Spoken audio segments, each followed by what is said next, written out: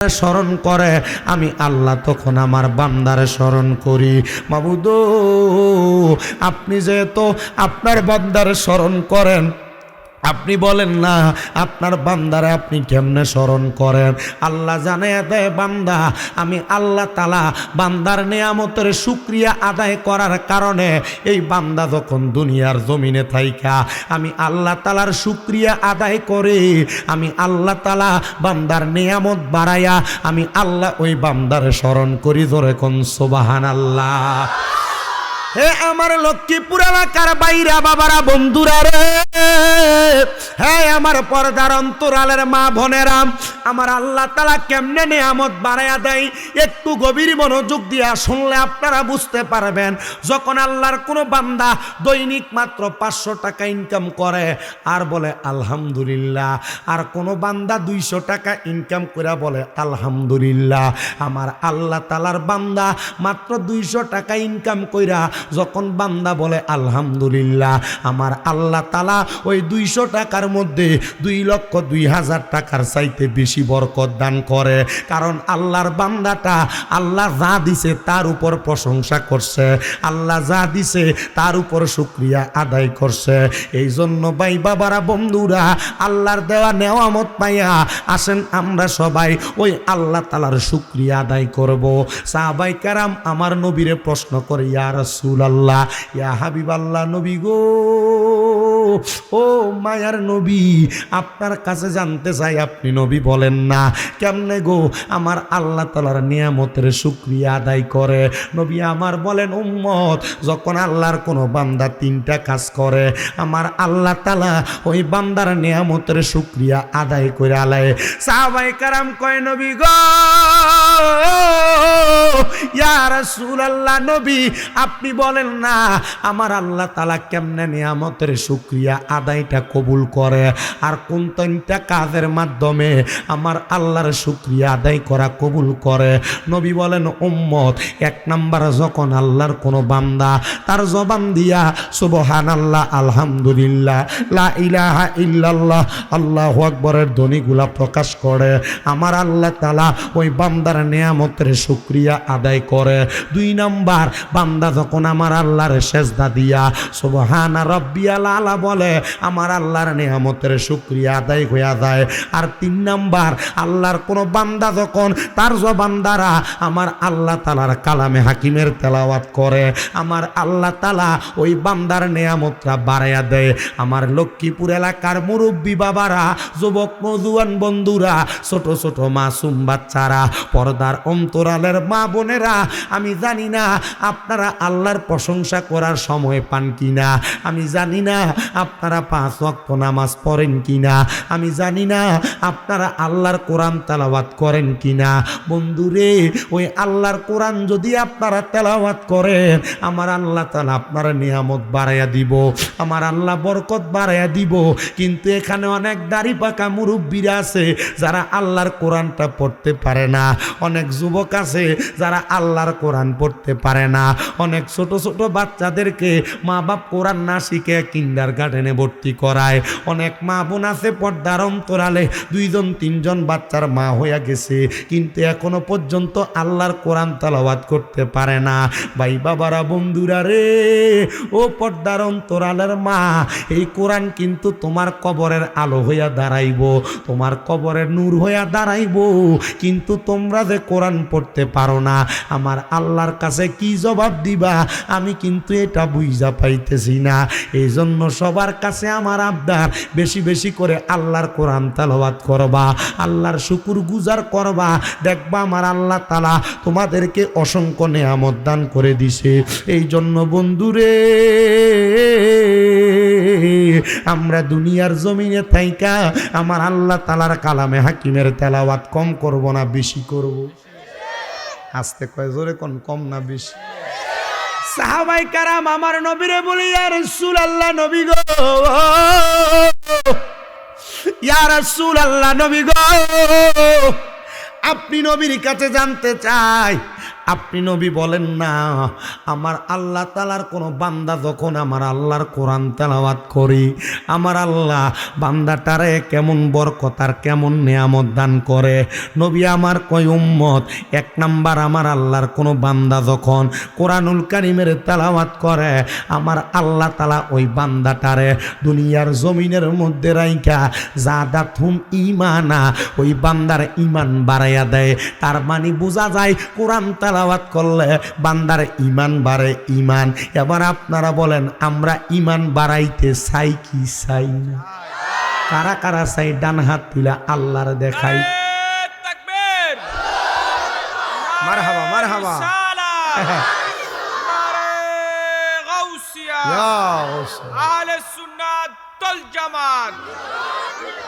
কেন ঈমান বাড়াইবেন? কারণ চোখেরই পলকে তুমি হতে পারো লাশ, চিরতরে বন্ধ হবে তোমারই নিঃশ্বাস, হবে এলান তোমারই নাম মসজিদের মাইকে, ঠিক না? হবে এলান তোমারই নাম মসজিদের মাইকে। বাড়িওয়ালা নাই। আপনার স্পিকারের সমস্যা, এটা কি আমার দোষ? আপনি আমারে বলেন, এটা আমার দোষ? আপনার স্পিকার কাট আমার দোষ? মুখ লাগাইলে এটা কেরকারা, এটা আমার দোষ না। না, যেমনে আছে এমনি চলক। শোনেন, এই যেমনে আছে এমনি চলক। এখন কি এটা পাল্টানো যাইব? পাল্টানো যাবে? যেমনে আছে এমনি চলক। এবারটা মানুষও বুড়া, মালও বুড়া। এটা জোয়ান হইতো, তাহলে মাল জিনিসপত্র জোয়ান হইতো মোটামুটি। আমি তো লম্বা চূড়া মানুষ, আমি কই এটারও ওড়াইতো, এবারটা কই এটা আরও ওড়ে না। তখন আমি কেমনে কি তা কইতাম?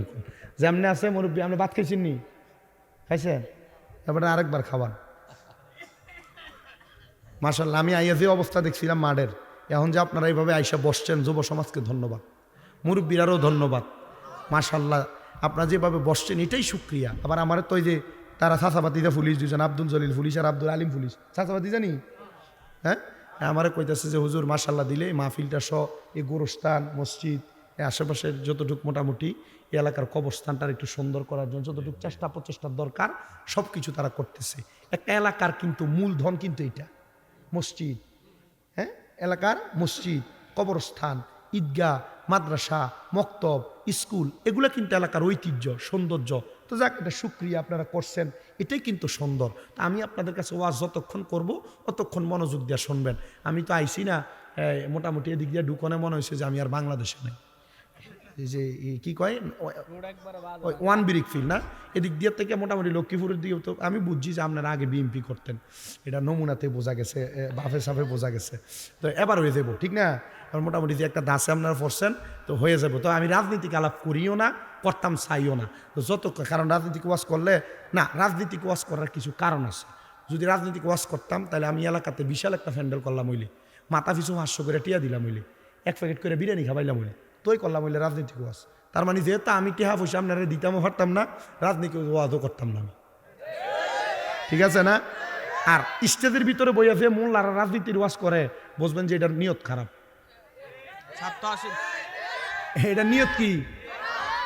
এটা নিয়ত খারাপ। কে লেগে নিয়ত খারাপ? হ্যাঁ রে, আনছি টিহা দিয়া 30-40 হাজার টাকা বাজেট করিয়া, হ্যাঁ কোরআন হাদিসের ওয়াজ করবো, হ্যাঁ দলের কথা কইয়া ভাগ্য জায়গা, ঠিক না?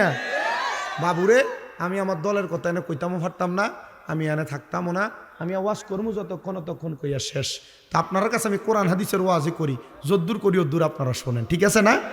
আর আমি আমার রাজনীতির কথা কইয়া পরে আপনার মধ্যে ভিডিও লাগাই দিই, আমি যাবো, আপনারা ভিডিও করবেন, দরকার আছে? এটার দরকারও নাই। আমরা ওয়াজ করি ওয়াজের মতো করে, আল্লাহ কবুল করুক। কোন আমি বলেন, বাড়িওয়ালা নাই রে, বাড়ি নাই রে দুনিয়াতে, বাড়িওয়ালা নাই রে বাড়ি।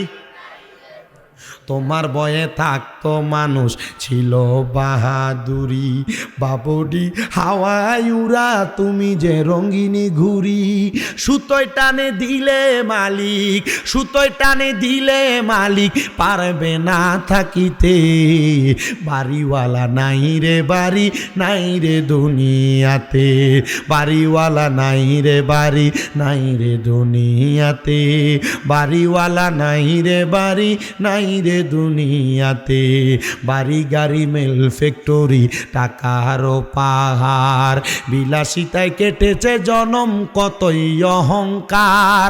দামি কাপড় ছেড়ে হবে, দামি কাপড় ছেড়ে হবে সাদা কাফন পরিতে, বাড়িওয়ালা নাই রে বাড়ি নাই রে দুনিয়াতে, বাড়িওয়ালা নাই রে বাড়ি নাই রে দুনিয়াতে, বাড়িওয়ালা নাই রে বাড়ি নাই রে দুনিয়াতে। একটা জবানও বন্ধ রাখবেন না, যখন বাড়ি গাড়ি ধন সম্পত্তি সব ছেড়ে আমরা বিদায় নিয়ে চলে যাব, আমাদের একটা ঠিকানা হবে। আপনারা বলেন ওই ঠিকানাটার নাম কি? বিল্ডিং না কবর? জবান খুলে বলেন, বিল্ডিং না কবর? মুসলমান ইমানদার, আমি আপনাদের কাছে আল্লাহ তাআলার কোরআন তেলাওয়াতের ফজিলতের কথা বলতেছিলাম। এখনো পর্যন্ত আমি আমার ওয়াজের ধারাবাহিকতা টানি নাই, যেহেতু আমি কোরআন তেলাওয়াতের ফজিলতের কথা বলতেছিলাম। এক নাম্বার বলেছি আমার আল্লাহ তাআলা জাদাতুম ঈমানা, আল্লাহর একটা বান্দার ঈমান বৃদ্ধি করে দেয়। ঈমান, আপনারা বলেন ঈমান বৃদ্ধি করে দিলে আমরার কি লাভ না লস? নবী আমার বলেন, উম্মত রে, আমি নবীর উম্মতের দল। দুই নাম্বার, আল্লাহর কোন বান্দা যখন তার জবান দ্বারা আল্লাহর কোরআনুল কারীম তেলাওয়াত করবে গো, আমার আল্লাহ তাআলা ওই বান্দাটার হায়াতটাকে বৃদ্ধি করে দেয়, বাড়ায়া দেয়। আমার লক্ষ্মীপুরের বাবারা, মুরাদনগরের বাবারা, একটু অন্তরের কানটা লাগে শোনরে বাবারা, আল্লাহ তাআলা কেমনে বান্দার হায়াত বাড়ায়া দেয়। দুনিয়ার কোন বান্দা যদি হার্ট অ্যাটাক করে, স্ট্রোক করে, মানুষটাকে যদি আইসিইউতে ঢুকানো হয়, সর্বনিম্ন 10,000 টাকা করে ভাড়া দেওয়া লাগে 24 ঘন্টার জন্য। আর আল্লাহর কোন বান্দা জবান দ্বারা যদি পরে একবার আলহামদুলিল্লাহ, একবার পরে আউযু বিল্লাহ, একবার পরে বিসমিল্লাহ, আমার আল্লাহ তাআলা ওই বান্দার হায়াত অটোমেটিক বাড়ায়া দেয়। ইয়া রাসূলুল্লাহ, নবী গো, ও মায়ার নবী, দয়ার নবী, রাহমাতুল লিল আলামিন নবীজি, আপনার কাছে জানতে চাই, আপনি বলেন না আমার আল্লাহর কি নিয়ামত দান করে? নবী বলে, 3 নাম্বার, ওই বান্দা যদি দুনিয়াতে কঠিন কোনো বিপদের মধ্যে থাকে, আমার আল্লাহ তাআলা ওই বান্দার বিপদ থেকে উদ্ধার করে দেয়। 4 নাম্বার, ওই বান্দা যদি দুনিয়ার জমিনে কোনো অভাবে থাকে, আমার আল্লাহ অভাব দূর করে বান্দার উত্তম রিজিক দান করে দেয়। 5 নাম্বার, ওই বান্দা যদি কঠিন কোন রোগে আক্রান্ত হয়, আমার আল্লাহ তাআলা বান্দারে কঠিন রোগ থেকে শিফা দান করে দেয়। জোরে বলেন সুবহানাল্লাহ। এ বাবা, কোরআন তেলাওয়াত করলে বিপদ মাফ হয়, বিপদ থেকে উদ্ধার হয়। কোরআন তেলাওয়াত করলে রোগ মাফ হয়। কোরআন তেলাওয়াত করলে অভাব দূর হয়। কোরআন তেলাওয়াত করলে যদি আমার আল্লাহ তাআলা হায়াত বাড়ায়া দেয়, ঈমান বাড়ায়া দেয়। আর আমরার বেড়ায় তভাবে পড়লে, টেনশনে পড়লে, মুসিবতে পড়লে, কল্লিপ সিগারেট ধরায়, বেনসন সিগারেট ধরে আর টানে। বেটা কোরআন তেলাওয়াত করলে তোমার ঈমান বাড়তো, হায়াত বাড়তো, রিজিক বাড়তো, অভাব যাইতো। তো তুমি বেটা কোরআন তেলাওয়াত না কইরা তুমি যে সিগারেটের মধ্যে টান মারো, বোঝা গেল তুমি আল্লাহর মুখাফেকি না। তুমি মনে করো সিগারেট খাইলেই মনে হয় তোমার শান্তি লাগে। আসলে এটা শান্তি না, শান্তি না, শান্তি না, এটা ডাইরেক্ট অশান্তি। ঠিক কিনা? প্রিয় মুসলমান, শুধু আমার আল্লাহ তাআলা এই নিয়ামত দেয় না, ইয়া রাসূলুল্লাহর কোন নিয়ামত দান করেন? নবী আমার বলে 6 নাম্বার, আল্লাহ তাআলা বান্দাটার ঈমানের সাথে মরণ দান করে। সুবহানাল্লাহ। নবীজি আর রাসূলুল্লাহ ঈমানের সাথে মরণ দান করে। আর কি দেয় পুরস্কার? নবী আমার বলেন আরেকটা পুরস্কার হলো 7 নাম্বার, যখন বান্দা কবরে যায়, ওই কবরের মধ্যে বান্দার লাশটা যখন রাখা হয়, বিসমিল্লাহি ওয়া আলা মিল্লাতে রাসূলুল্লাহ, বান্দার কবরের মধ্যে রাখা যখন হয়, ওই কবরের মধ্যে রাখার সময় দুনিয়ার মানুষগুলা দেখে, দুনিয়ার মানুষগুলা তাকায় দেখে ওই বান্দাটারে মাটির মধ্যে শোয়া দেওয়া হচ্ছে। কিন্তু না না না, বান্দারে মাটির মধ্যে শোয়া দেওয়া হয় না। ওই বান্দাটারে আল্লাহ তাআলা রহমতের অসংখ্য ফেরেশতারা বান্দার কবরে জান্নাতের বিছানা বিছায়া দিই। আরেকটা পুরস্কার হলো ওই বান্দার কবরের মধ্যে সওয়ালের জবাব চাওয়া হয়।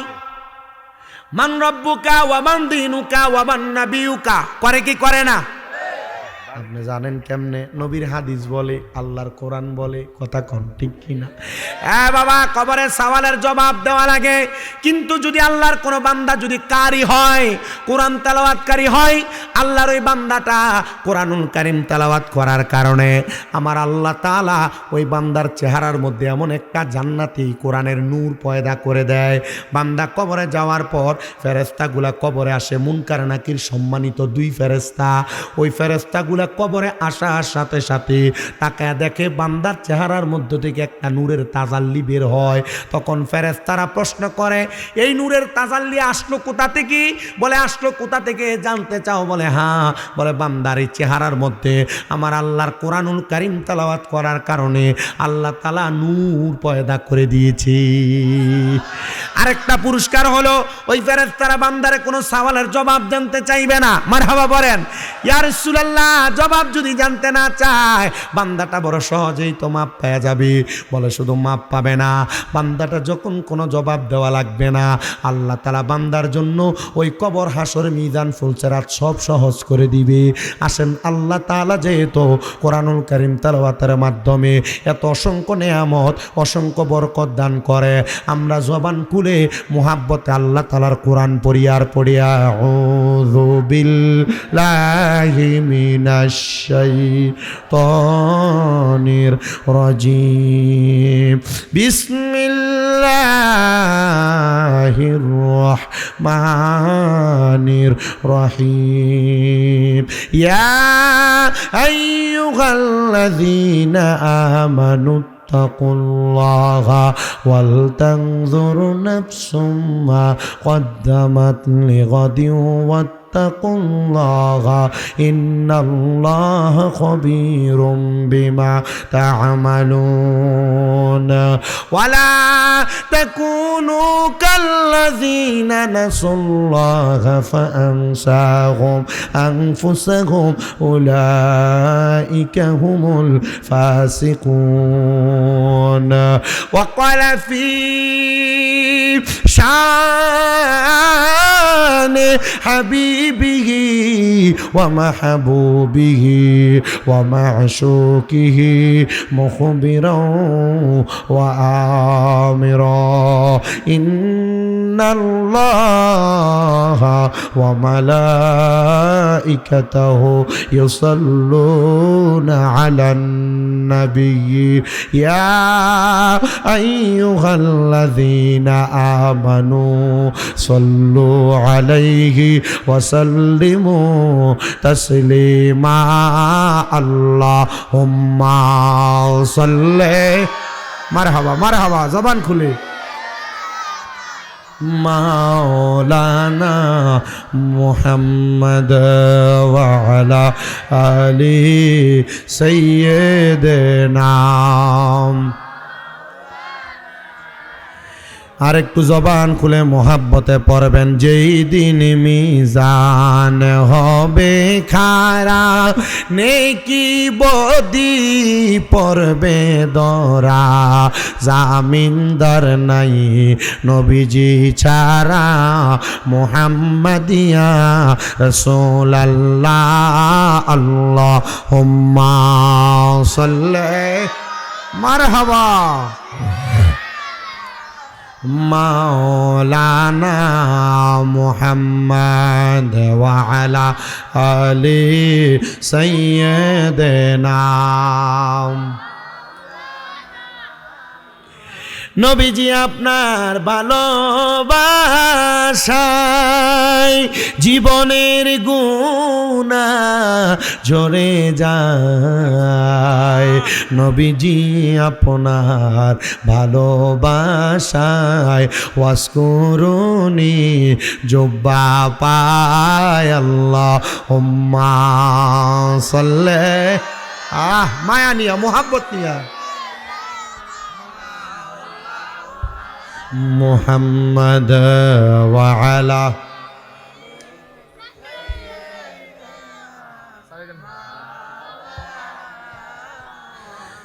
লা ইলাহা লা যিকির লা ইলাহা মধুর সুরে লা ইলাহা ভালো লাগে লা ইলাহা লা কালেমা লা ইলাহা হাসবি রব্বি জাল্লাল্লাহু মাফি কলবি নূর মুহাম্মদ জোরে নূর মুহাম্মদ ও লা ইলাহা লাহু লা ইলাহা সামনে আসেন লা ইলাহা লাহু লা ইলাহা বন্ধু নামাজ রোজা সাইরো না কেহ মা বাবার খেদমত সাইরো না আমার নবীর দুরুদ ভুইল না আমার নবীর দুরুদ আমার নবীজি তোমায় বলবে না লা ইলাহা লা জিকির লা ইলাহা কলবে ধাক্কা লা ইলাহা লাগাইরে অনেক দূরে মদিনা আমরা কেমনে যাব জানি না দয়াল আল্লাহ দয় আপনারা কি মদিনা যাইতে চান না নসিবি কর মদিনা লা ইলাহা জিকির লা লক্ষ্মীপুরের বাবারা মদিনা যাইতে চাই কি চাই না কারা কারা যাইতে চাই দুইটা হাত উঠে আল্লাহরে দেখ জবানটা খুলা তোর একটা তাকবীর নারে তাকবীর নারে ইসালাত সত্যি করে এখন মদিনা যাইতে চাইনি যাইতে যদি চান কষ্ট করে আগে আমার সামনে আসেন আইয়েন আইয়েন আইয়েন কাছাকাছি মুরব্বী আব্বা ইদাও নিজে না আর একজন এটা হে আইয়েন একটা চিন্তা করে জায়গাটা গরম আচ্ছা আইয়েন না কেন সামনে আসেন আমরা ওনাকে বলেন কেন আপনারা আসেন মানুষ তো আপনি তো আমরা আরেকজনকে বলেন নিজে আসেন না কেন এখনই কথা শোনেন আগামী যে ওয়াজ করবো ওয়াজ শুনবেন কিভাবে মদিনা যাইতে চাই তো ইনশাআল্লাহ কেন মদিনা যাবেন আল্লাহর নবী বলেন মান যারা কবরি ওয়াজাবাত লাহু শাফাআতি ইয়াউমাল কিয়ামাম যেই ব্যক্তি আমি নবীর রওজা জিয়ারত করলাম তার জন্য সুপারিশ করা আমি নবীর জন্য ওয়াজিব হয়ে যায় আমার নবী যদি আপনার জন্য সুপারিশ করে রে মুসলমান তাহলে চিন্তা করে দেখেন আপনার জন্য জাহান্নাম হারাম জান্নাত ওয়াজিব হয়ে যায় কারণ আমার নবী যার জন্য সুপারিশ করবে ওই ব্যক্তি অটোমেটিকলি জান্নাতে যাইতে পারবে কারণ আমার নবীর একটা দোয়াও আমার আল্লাহ ফিরত দিবে না এ আমার লক্ষ্মীপুর এলাকার বাবা যুবক ভাই পর্দার অন্তরালের মা বর্তমান স্বর্ণের বাজার দর 2,56,000 টাকা ভরি মা বোনেরা স্বর্ণ দিয়া ঘরের মধ্যে ভরপুর করে রাখছে কিন্তু মক্কা মদিনা যাওয়ার কোনো খবর নাই মাত্র 1.5 লাখ টাকা হলে মক্কা মদিনা যাওয়া যায় আব্বাজি আপনাদের কাছে টাকা হইলে আপনাদের কাছে পয়সা হইলে আপনারা টাকা পয়সাগুলা দিয়া জায়গা কিনেন বাড়ি কিনেন গাড়ি কিনেন কেন কেন কেন কি জন্য আগে উদি সময় নষ্ট করে লাভ আছে না থাক আমরা চা খাইয়া আমরা হাসটিয়া নষ্ট করতাম না এ বাবা গভীর মনোযোগ দিয়ে শুনেন বাড়ি বানাইবেন এটা কি আপনার সাথে কবরে যাবে গাড়ি কিনবেন কবরে যাবে জায়গা কিনবেন কবরে যাবে ব্যাংকে টাকাটা রাইখা দিলে টাকাটা কবরে যাবে কিছুই তো কবরে যাবে না কিন্তু যদি আপনি মদিনার নবীর রওজা জিয়ারত করে কবরে যান আর আমার নবী যদি আপনার জন্য সুপারিশ করে খোদার কসম জান্নাতে যাওয়া কেউ আটকাইতে পারবে না এবার আপনারা বলেন আমরা সবাই ওই মদিনা যাইতে চাই কি চাই না যারা যারা যাইতে চাই মোহাব্বতের আওয়াজে পড়েন দয়াল আল্লাহ দয়া কর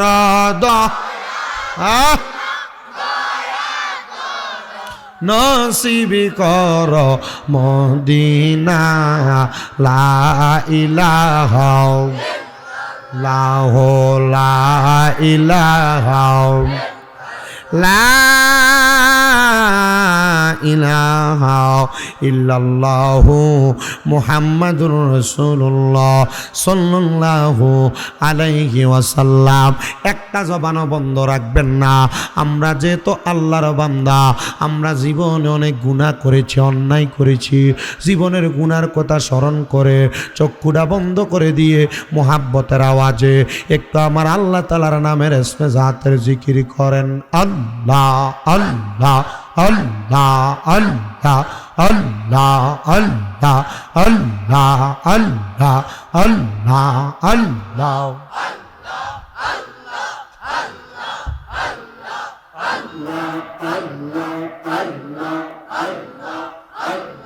দয়াল নবী তুমি গুণময়ী মারহাবা আল্লাহ আল্লাহ। দয়াল নবী তুমি গুণময়ী মারহাবা আল্লাহ আল্লাহ। পাপি তাপি উদ্ধারিত গো নবী সাজদায় থাকবেন পৌরি গো নবী। দয়াল নবী তুমি গুণময়ী মারহাবা আল্লাহ আল্লাহ। কলবে ধাক্কা দিয়া জবান খুইলা জান্নাতেরও মালিক আপনি, জান্নাত পিলাইবা গো নবী, জান্নাত পিলাইবা। পাপী উম্মত উদ্ধারিত গো নবী সাজদাতে পড়িয়ে বাগ নবী। দয়াল নবী তুমি গুণময়ী মারহাবা আল্লাহ আল্লাহ।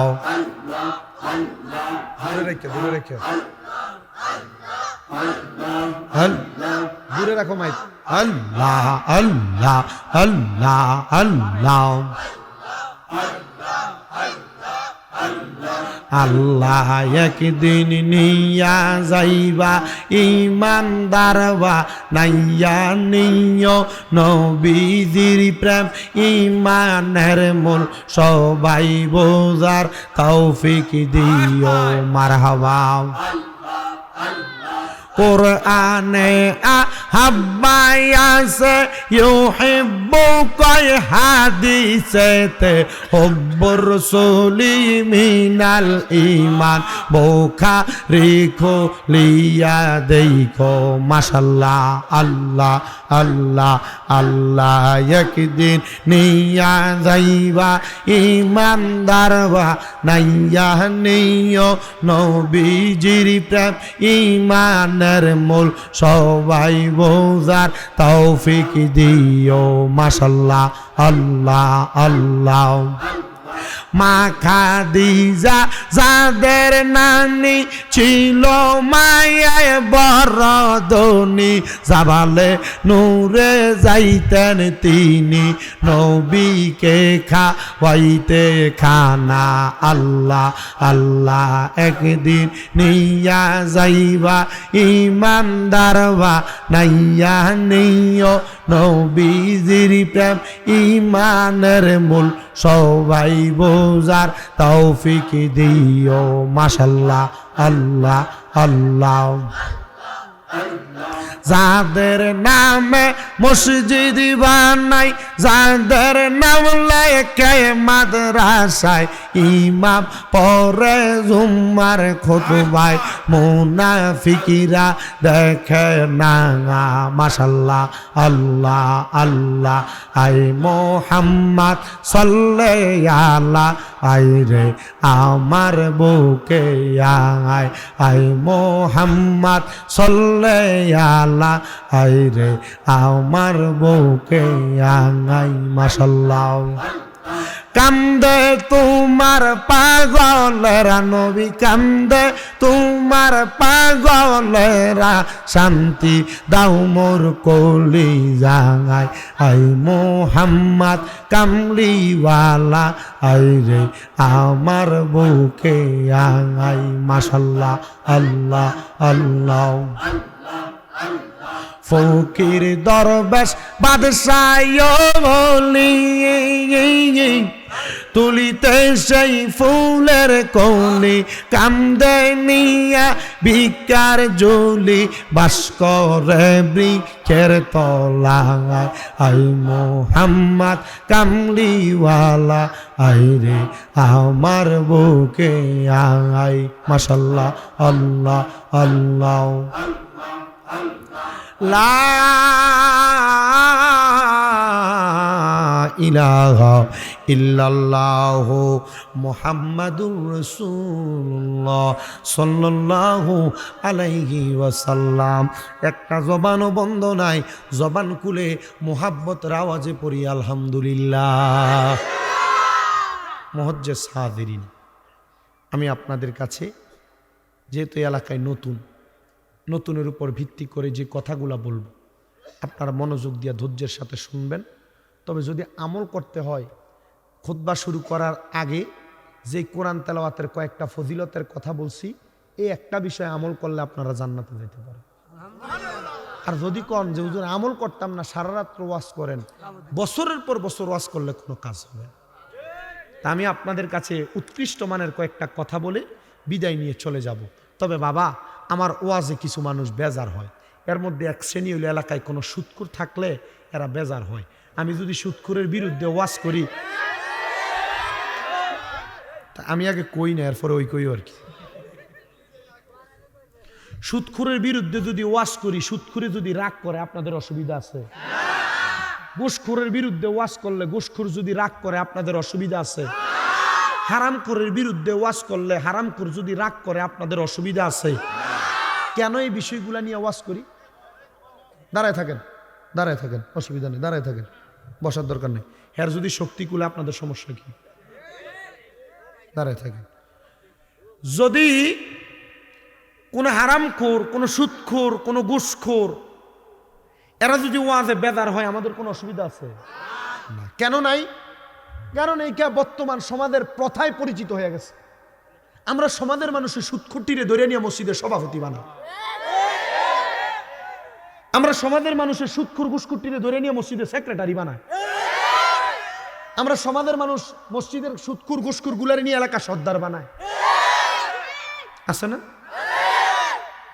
আর আমার মাঝে মাঝে বিবেকে বাধা দেয়, এরা একটু লজ্জা নাই, একটু শরম নাই, একটু হায়া নাই। আল্লাহ এদেরকে একটু লজ্জা শরমও কি দিল না? এরা সুদের টাকা ঘুষের টাকা খাই আবার সভাপতিগিরি করতে যায়। এরা মানুষের হক মাইরা মাইরা খাইয়া এলাকা সর্দারি করতে যায়। 10 টাকার এক কাপ চা খাইয়া বিচার ঘুরে এলায়, এমন বিচারপতি এলাকায় আছে না? অভাব নাই।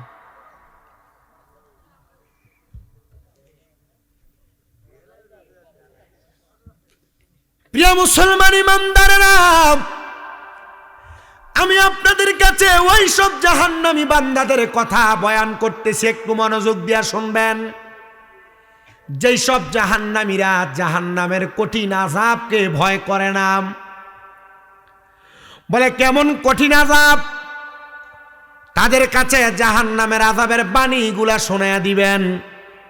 কিন্তু আমি যতটুক বলেছি আমার মনে হয় না আগামীকালকে লক্ষ্মীপুরের কোনো সুদখোর এলাকার দোকানে বসবে।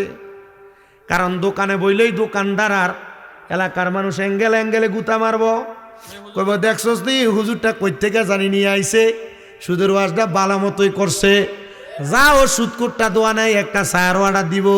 মানুষের গুতার কারণে এটার দোহানেও বইতো না। প্রিয় মুসলমানের একটু অন্তরের কানটা লাগে শুনেন। আল্লাহর জাহান্নামের তো ভয়, জাহান্নামের তো ভয়, জাহান্নামের তো কঠিন আযাব, জাহান্নামের তো যন্ত্রণাদায়ক আযাব। সাহাবায়ে কারাম প্রশ্ন করে, নবী গো ইয়া রাসূলুল্লাহ আপনি নবীজি জাহান্নামের একটু বর্ণনা প্রদান করেন না। আল্লাহর নবী রাহমাতুল লিল আলামিন নবী আমার বলে জাহান্নামের বর্ণনা তোমরা জানতে চাও? হ্যাঁ ইয়া রাসূলুল্লাহ আপনি নবী জাহান্নামের বর্ণনা দেন।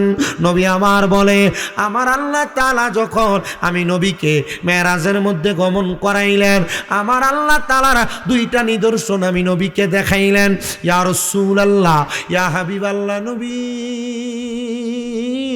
গো ও মায়ার নবী দয়ার নবী আমার আল্লাহ কোন দুইটা নিদর্শন আপনার দেখাইছে? নবী আমার বলে দুনিয়ার মানুষ গো আমার আল্লাহ তাআলা আমি নবীরে জান্নাত দেখাইছে জাহান্নাম দেখাইছে। নবী গো তাহলে আপনি নবী জাহান্নামের বর্ণনা দেন। নবী আমার বলে আমি জাহান্নামের অনেক দূরে দূরে অবস্থান করতেছিলাম, জাহান্নামের আগুনের তাপ অনেক দূর পর্যন্ত লাগে। আমি দেখলাম বড় একটা কুণ্ডুলির মতো জ্বলে, আগুনের জিহ্বাটা উপরের দিকে আসতেছে। আমি জাহান্নামের একবারে কিনারা পর্যন্ত গেলাম, যাই যখন কিনারায় প্রবেশ করলাম আমি তাকায়া দেখলাম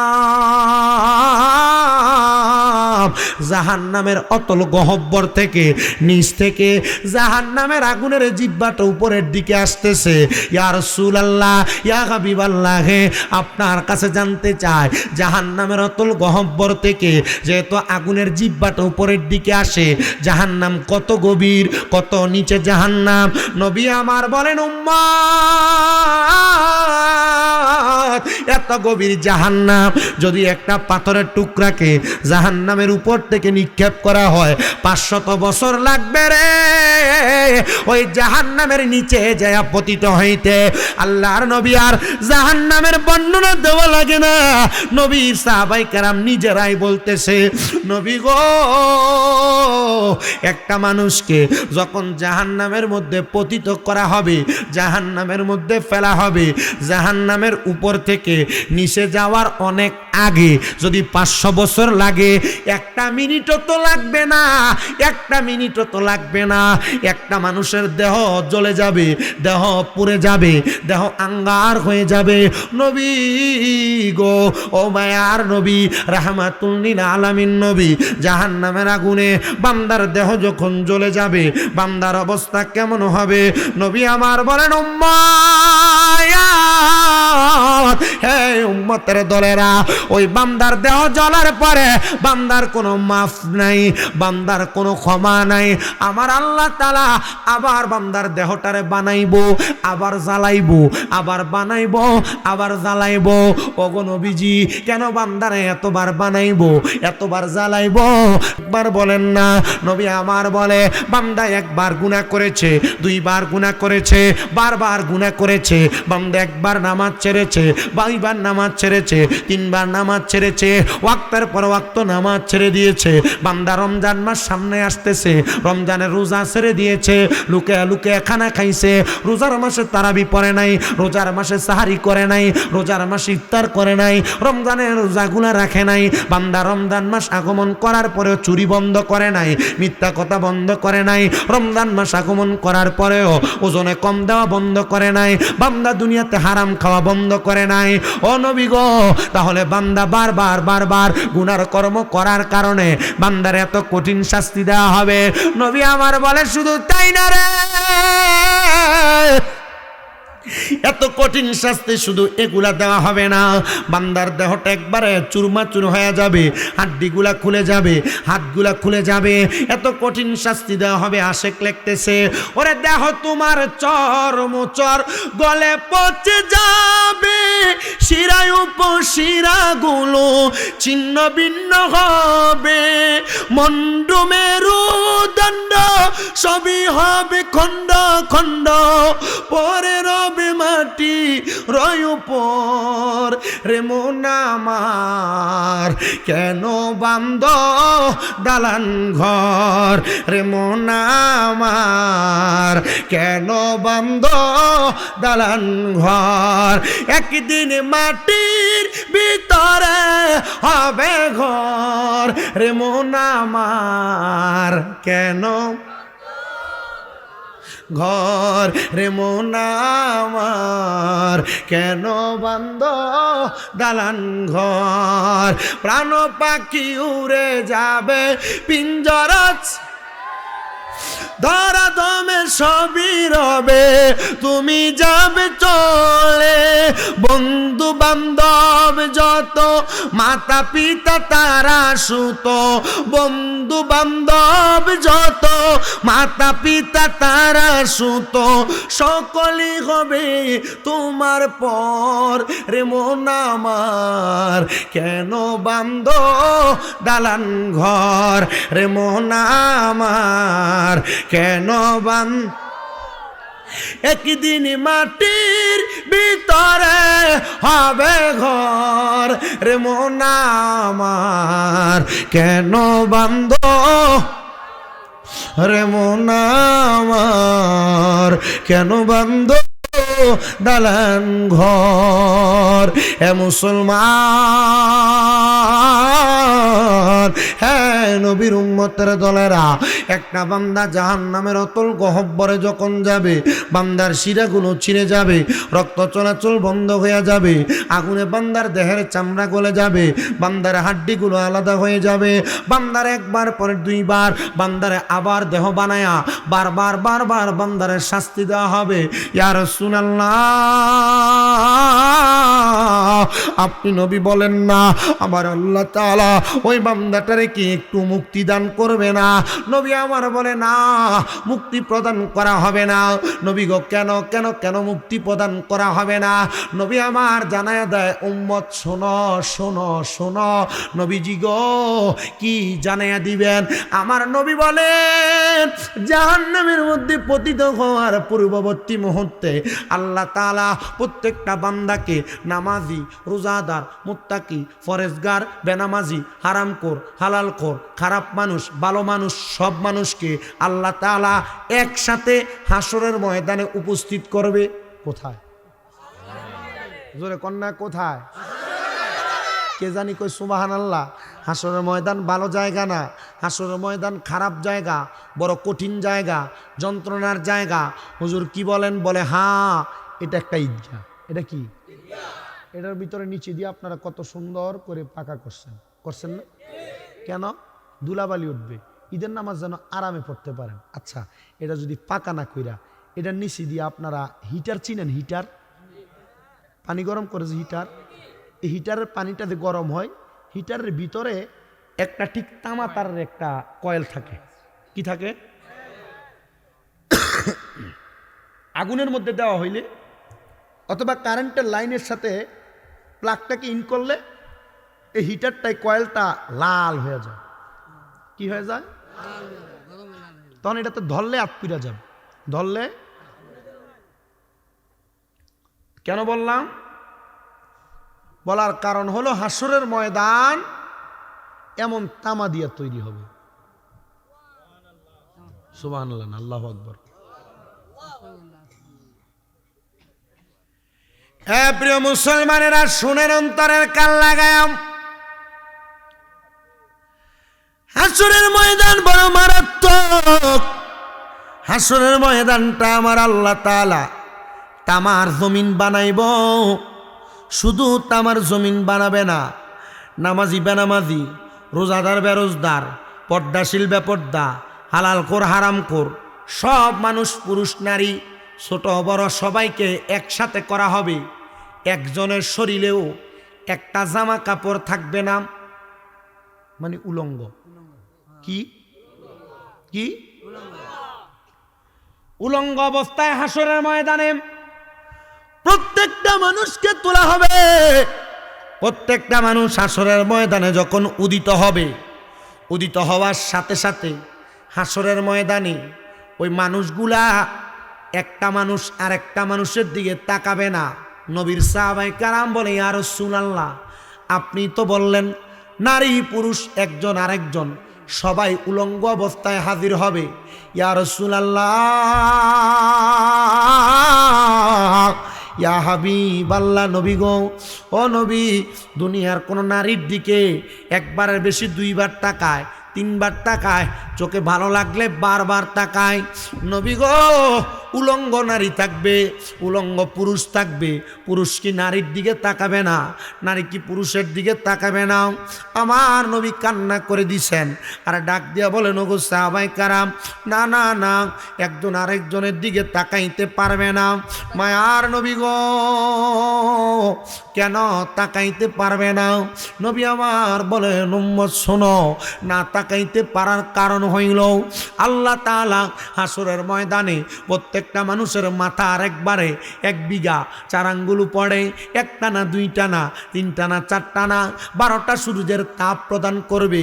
বাংলাদেশের সূর্যের তাপ মাথায় লাগলে মানুষের মাথাটার মধ্যে সূর্যের তাপটা পইরা মানুষের মাথা ঘামায়া যায়, শরীর ঘামায়া যায়, চেহারা কালো হয়ে যায়। সূর্য তাকে বড় লক্ষ লক্ষ কোটি গুণ পড়ে, কিন্তু আপনার মাথার মাত্র 4 আঙ্গুল পড়ে, 7 আঙ্গুল পড়ে। 1 বিঘা দুপুরে যদি আপনার সূর্যটা থাকে, চিন্তা করে দেখেন আমার মুসলমানেরা, প্রিয় ভাইয়েরা আমার, ওই সূর্য 1 টানা 2 টানা 7টা 12টা সূর্যের তাপ আপনার মাথার উপরে যখন দেওয়া হবে, মাথার মগজগুলা টকবক টকবক টকবক করে ফুটবে। আমার নবী কান্দে রে, শুধু কান্দে। নবীজি গো, কেন আপনি কান্না করেন? নবী আমার কান্দে আর জানে দেয় উম্মত, শুধু মগজগুলা টকবক করে ফুটবে না, মগজগুলা যখন ফুটতে থাকবে, মগজগুলা গইলা গইলা এদের কানের ছিদ্রগুলা দিয়ে থরথর করে বের হবে, নাকগুলা দিয়ে বের হবে। এত কষ্ট হবে হাসরের ময়দানের মধ্যে। ইয়া রাসূলুল্লাহ, ইয়া হাবিবাল্লাহ, নবী গো, ও মায়ার নবী, দয়ার নবী, রাহমাতুল লিল আলামিন নবী, আপনি বলেন না দুনিয়ার জমিন থেকে হাসরের ময়দানে বান্দা এত কষ্ট পাবে, বান্দারে কি উপযুক্ত কোনো শাস্তি থেকে মাপ দেওয়া হবে না? নবী আমার বলে, হ্যাঁ হ্যাঁ হ্যাঁ, মাপ দেওয়া হবে। নবী গো, কেমন মাপ দেওয়া হবে? বলে, এখনো তো হাসরের ময়দানে আরো শাস্তি বাকি আছে। ইয়া রাসূলুল্লাহ, নবী গো, কেমন শাস্তি থেকে মাপ দেওয়া হবে? নবী আমার বলে, আমার আল্লাহ তাআলা আমি নবীকে একটা পুরস্কার, আমি নবীকে একটা সম্মান, আমি নবীকে একটা মর্যাদার জায়গা দান করবে, যে জায়গাটার নাম হলো লেওয়ায়ে হামদের পতাকা, প্রশংসার একটা পতাকা দান করবে। আমি নবীকে আর একটা জায়গা দান করবে, যে জায়গাটার নাম হলো মাকামে মাহমুদ। ওই মাকামে মাহমুদে দাঁড়ায়া লেওয়ায়ে হামদের পতাকার নিচে থাইকা আমি নবী রাহমাতুল লিল আলামিন নবীজি ওই সময় আমার উম্মতের ভিতরে যারা নামাজি, যারা রোজাদার, যারা মুত্তাকি, যারা ফরেজগার, যারা আল্লাহওয়ালা, যারা আবেদ, যারা সলে, যারা মুসলে, আমি আল্লাহ টান দিয়া দিয়া, আমি আল্লাহর নবী টান দিয়া দিয়া এদেরকে ওই পতাকার নিচে জায়গা করে দিব। নবী গো, তারা কারা? বলে, জান্নাতি জান্নাতি জান্নাতি। বড় কঠিন শাস্তি দেওয়া হয়, সহ্য করতে পারবেন কিনা আপনার বিষয়। সূর্যের তাপ এমন ভাবে মাথার তালুতে লাগবে, মগজ টকবক করে উত্তরানে, ভাত যেমনি উত্তরায় এমনি উত্তরে কানের ছিদ্রগুলা দিয়ে বের হবে। প্রিয় মুসলমান ইমানদারেরা, অন্তরের কানটা লাগে শুনেন, ওই হাসরের ময়দানের কঠিন যন্ত্রণাদায়ক ভয়ের কথা শুনেছেন। আল্লাহর এক বান্দা সারা জীবন পর্যন্ত তার কাজ ছিল কি? নেশা করা। কি করা? বুঝেন তো, আছে তো এলাকায়। কারণ নেশাখোরগুলার জ্বালায় লক্ষ্মীপুর এলাকার কলডি থাকে না, চুরি করে লয়ে থাকা। নেশাখোরের জ্বালায় কারেন্টের তারগুলা থাকে না, সব চুরি করে লয়ে থাকা। ফাজলামি না, মুখে বললো চলে, আমি বুঝি কোনটা ফাজলামি আর কোনটা ভালো। তোমরা আদব নিয়ে বসছো, এটা আমার কাছে খুব ভালো লাগছে। তোমাদেরকে অসংখ্য ধন্যবাদ। আমি আসার সাথে সাথে যে আইসা বসছো, এটাই এলাকার সৌন্দর্য। কিন্তু যখন একটু ওভার অ্যাক্টিং হয়ে যাবে, মানুষ কিন্তু এগুলো বোঝে। একটা ওভার অ্যাক্টিংয়ের কারণে মানুষ তোমাকে বাজে যেন না বলে। আমি তো বুঝি, তুমি সুন্দরে কইতে লাগলো, লগেরটা গুতা দনে, তখন তুমি জোরে কইছো, ঠিক নেই? আমি তো তোমার বয়সটা ভার হইয়াছি।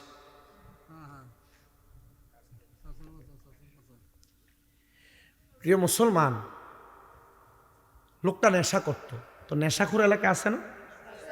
কম না বেশি? হে বাবা খায়, হে গাঞ্জা খায়, হে বাবা খায়, হে ডাক্তার দোকান থেকে ফ্যানটা ঘুমের ট্যাবলেট কিনে খায়।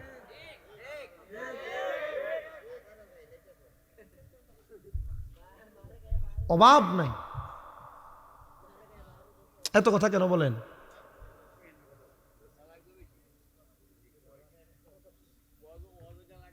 মানুষ সবাই জানে কে কি খায়, সবাই বুঝে, দরকার নাই আমি একটা আওয়াজ করি, আপনি বুঝতেছেন না? আপনি যদি আমার আওয়াজ দেন তাহলে আমার ওয়াজে আপনার বেগাত করবে, ঠিক না হুজুর?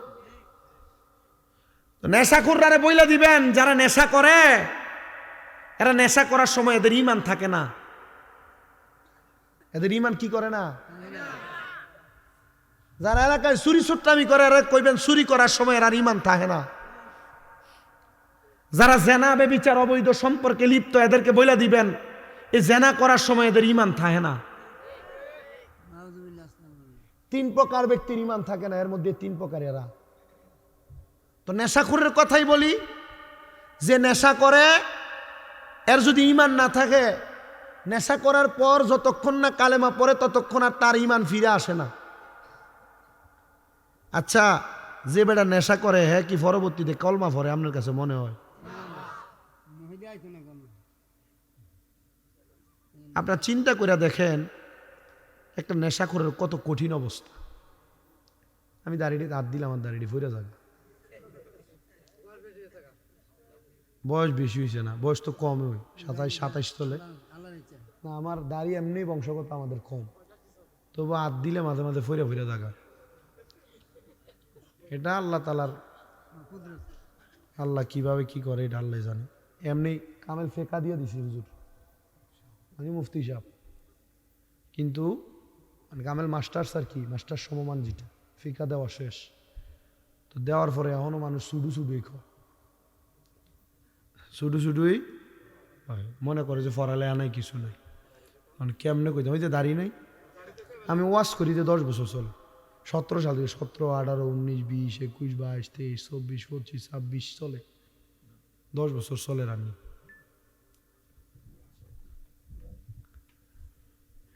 তো যারা নেশাখোর এদের কথাটা বলতেছিলাম আর কি।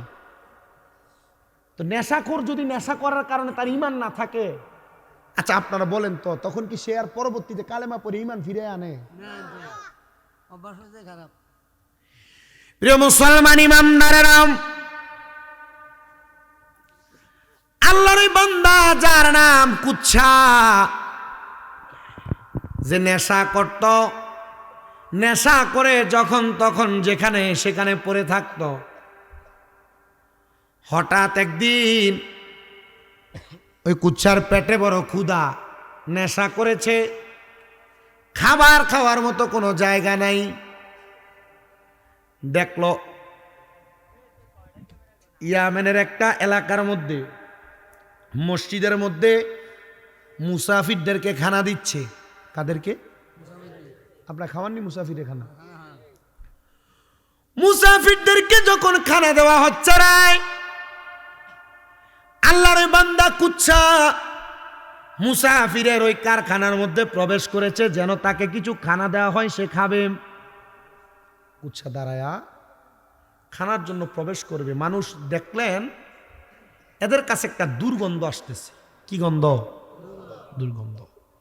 নবীজি এটাও বলতেছেন যাদের সাথে দুর্গন্ধ, অনেক মানুষ দেখবেন চলাফেরা করে মুখে দুর্গন্ধ, শরীরের মধ্যে দুর্গন্ধ, ভালো কোনো দুর্গন্ধ নাই, সিগারেট খাওয়ার কারণে মুখে দুর্গন্ধ চলে আসে না?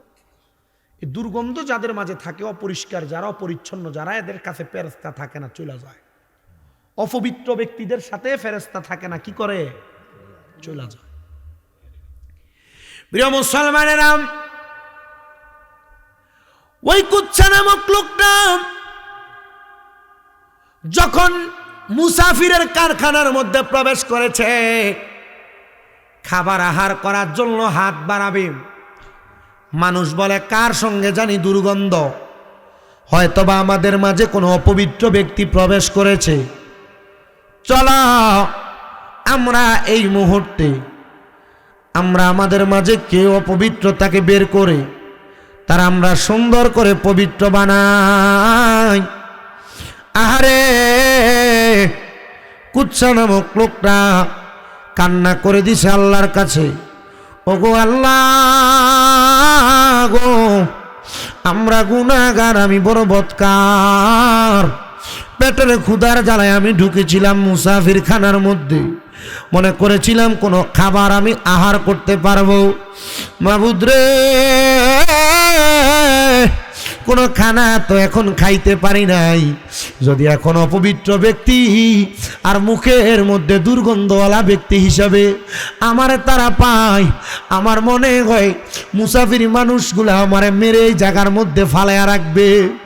আল্লাহ গো, আমি এই মুহূর্তে তওবা করি গো, আমি আর কোনোদিন নেশা করব না, আর কোনোদিন নেশা করব না।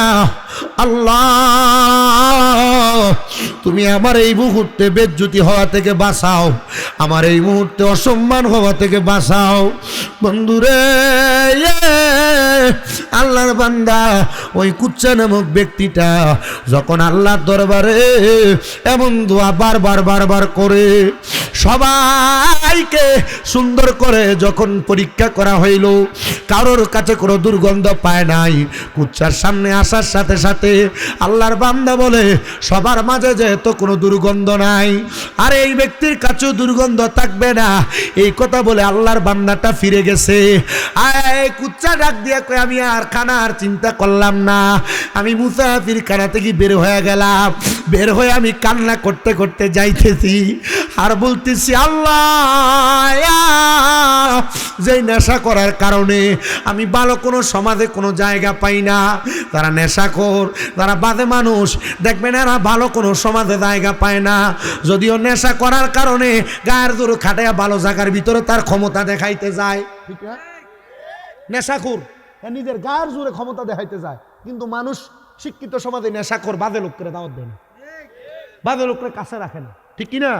তবে আমরা সমাজে এক শ্রেণীর লোক আছে যারা নেশাখোর, ইয়াবাখোর এবং যারা সন্ত্রাসবাদ, এরা লগেরা কেড়ে কেটে ফালে। সবাই দুরূদ শরীফ পড়েন, সালাতুনিয়া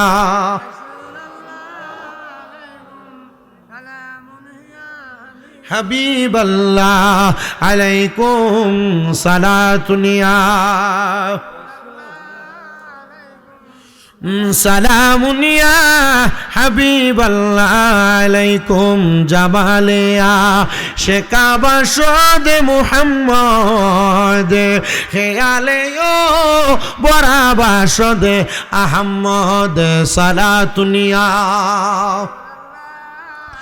আলাইকুম সালামুনিয়া হাবিবাল্লাহ আলাইকুম। প্রিয় মুসলমান, যারা নেশাখোর, সন্ত্রাসদেরকে লালন পালন করে, সন্ত্রাসদেরকে লালন পালন করে, সন্ত্রাসদের সাথে সম্পর্ক রাখে, এরা কিন্তু ভালো মানুষ না। নবীজি কেন? নবী আমার বলেন, এক নাম্বার যারা সন্ত্রাস, যারা অত্যাচার করে, অনাচারী, নেশাখোর ব্যক্তি, আল্লাহর নবী বলেন তারা আমার দলভুক্ত নয়। নবী আমার শুধু এই কথা বলেন নাই, কোনো ব্যক্তি যদি তার নিজের শক্তি বাড়ানোর জন্য, তার বল বাড়ানোর জন্য, তার ক্ষমতা বাড়ানোর জন্য কোনো নেশাখোরের সাথে সম্পর্ক রাখে, নবী আমার বলে তারা আমার দলভুক্ত নয়। নবীর দলভুক্ত নয় মানি এটা জান্নাতীও না, এটা মুসলমানও না। ইয়া রাসূলুল্লাহ, ইয়া হাবিবাল্লাহ, তাহলে আপনি বুঝাইলেন কোনো নেশাখোরের সাথে সম্পর্ক রাখা যাবে না, কোনো সন্ত্রাসের সাথে সম্পর্ক রাখা যাবে না, কোনো হারামখোরের সাথে সম্পর্ক রাখা যাবে না, নিজের শক্তি বাড়ানোর জন্য কোনো খারাপ মানুষের সাথে সম্পর্ক বাড়ানো যাবে না। হে প্রিয় মুসলমান ইমানদারেরা, আল্লাহর বান্দা, নবীর উম্মতের দলেরা, দুনিয়ার জমিনের মধ্যে থাকা অবস্থায় এই জন্য কখনো কোনো সন্ত্রাসের সাথে সম্পৃক্ত হবেন না, বন্ধুত্ব করবেন না, নেশাখোরের সাথে বন্ধুত্ব করবেন না। যদি করেন তাহলে আপনারা নবীর দলভুক্ত হবেন না। তো নবীর দলভুক্ত যারা না তারা মুসলমানই না, তো নেশা যারা করে তারাও মুসলমান না, যারা সন্ত্রাস তারাও মুসলমান না, যারা এদের সাথে সম্পর্ক রাখে এরাও মুসলমান না। আপনারা বলেন এদের সাথে আমাদের কোনো সম্পর্ক? আপনি ক্ষমতা বাড়ানোর জন্য এদের সাথে সম্পর্ক রাখেন, ঠিক না? আল্লাহ আমাদেরকে বোঝার তৌফিক দান করেন, পড়ে না আমিন। ওই কুচ্চা নামক লোকটা বলেন, দুনিয়ার মানুষ শোনো রে শোনো, আমি যখন দেখতে পাইলাম এমন অবস্থা, আমি এই অবস্থা দেখা আমি আর নেশা করব না বইলা এরাদা করতে লাগলাম। কিন্তু আমি যখন নেশা করতাম মানুষ আমার সাথে খারাপ ব্যবহার করত, বাজে ব্যবহার করত। আমি আবার চিন্তা করতে লাগলাম, নেশা করা বন্ধ করে দিলাম। যেহেতু নেশা করা আমি বন্ধ করলাম, নেশা করা বন্ধ করার পরে এখন আমি নেশাখোরের ভাব ধরে থাকবো। আমি নেশা করার সময় কে আমার সাথে কেমন আচরণ করেছে আমি একটু দেখব। এবার নেশা করে কুচ্ছা নামক ব্যক্তিটা চিন্তা করতে লাগলেন, আমি যেহেতু নেশা করি না, নেশাখোরের ভাব ধরে আসি। পরে রইলেন সুন্দর করে নেশাখোরের ভাব ধরে রাস্তার পাশে, কখনো গাছের নিচে, কখনো দোকানপাটের সামনে, কখনো বাড়িঘরের আঙ্গিনায়, কখনো কোনো জায়গার মধ্যে মানুষ তার সঙ্গে খারাপ ব্যবহার, তাকে কুচ্ছা মনে করে, খারাপ মনে করে, বাজে মনে করে। আল্লাহর বান্দা কুচ্ছা নামক লোকটা বলে যে তোমার খারাপ বলে, বাজে বলে, খারাপ খারাপ বলে বলে মন্তব্য করে, না না না আমি এই জায়গার মধ্যে এমন কর্ম করব না। তাড়াতাড়ি দৌড়াইয়া কুচ্ছার বাবার কাছে গেছে।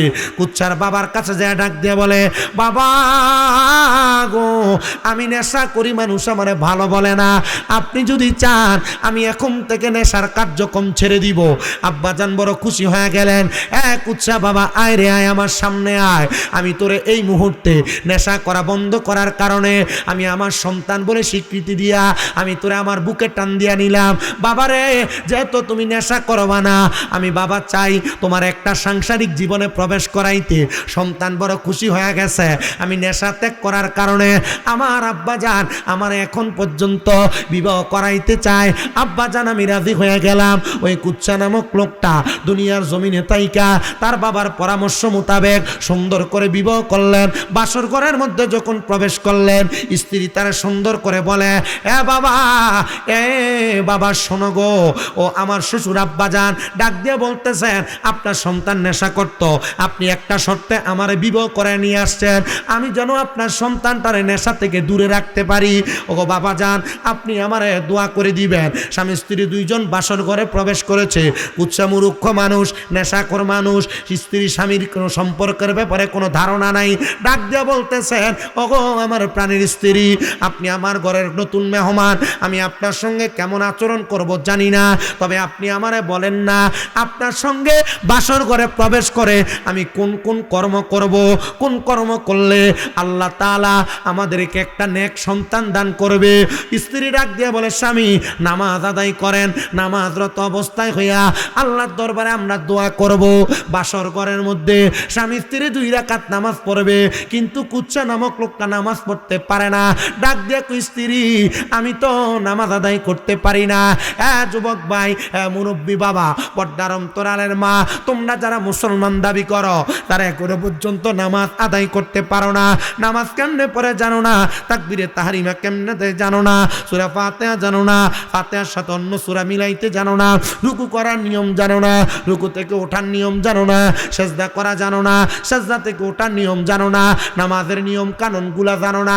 মুসলমান রে, মুরাদনগরের লক্ষ্মীপুর ঈদগাহ ময়দানে কবরবাসীদের স্মরণের জান্নাতের বাগানের মাহফিলের বাবারা শোনো রে, অন্তরের কানটা লাগে শোনো। আল্লাহর নবী জানিয়ে দেয়, যখন কোনো বেনামাজি হাসরের ময়দানে যাবে, ফেরেশতারা বলবে, বেনামাজির দলেরা তোমরা সেজদা প্রদান করো। বেনামাজি চেষ্টা করবে সেজদা দেওয়ার জন্য, পারবে না। ফেরেশতারা বলবে, বেনামাজির দলেরা তোমরা রুকু প্রদান করো, রুকু করার চেষ্টা করবে, পারবে না। ইয়া রাসূলুল্লাহ, ইয়া হাবিবাল্লাহ নবী গো, কেন বেনামাজিরা রুকু করতে পারবে না, সেজদা করতে পারবে না? নবী আমার জানিয়ে দেয় রে উম্মত, হাসরের ময়দানের মধ্যে যারা দুনিয়াতে নামাজ পড়ে নাই, যারা দুনিয়াতে আল্লাহর ইবাদত করে নাই, আমার আল্লাহ এদের মাজাটারে, এদের ঘাটটারে, এদের হাঁটুটারে গরম সীসা দ্বারা ঢালাই কইরা শক্ত করে দিবে। এরা হাজার চেষ্টা করবে, এরা সেজদা দিতে পারবে না, হাজার চেষ্টা করবে, এরা রুকু দিতে পারবে না। খোদা কি কসম করে বলি, আল্লাহর বান্দা যদি নাজাত পাইতে চাও, তাড়াতাড়ি নামাজি হও, নামাজি হও, নামাজি হও, মুত্তাকি হও। খোদা কি কসম করে বলি রে লক্ষ্মীপুরের মানুষ, এই গুরুস্থানে যতগুলা মানুষ শুয়া রইছে, আজকে মাহফিল উসিলায় এই গুরবাসী গুরা বড় খুশি হয়ে গেছে, কারণ তোমরা আজকে জান্নাতের বাগান থেকে তাদের জন্য দোয়া করবা, ঠিক কিনা? দোয়া করলেও খুশি, না করলেও খুশি। ওই কুচ্ছা নামক লোকটা বলে, স্ত্রী গো, আমি নামাজ আদায় করতে পারি না। স্ত্রী বলে, স্বামী তো পাশাপাশি দাঁড়ান। স্বামী স্ত্রী নামাজ পড়ার সিস্টেম আছে, নিয়ম আছে, তরিকা আছে।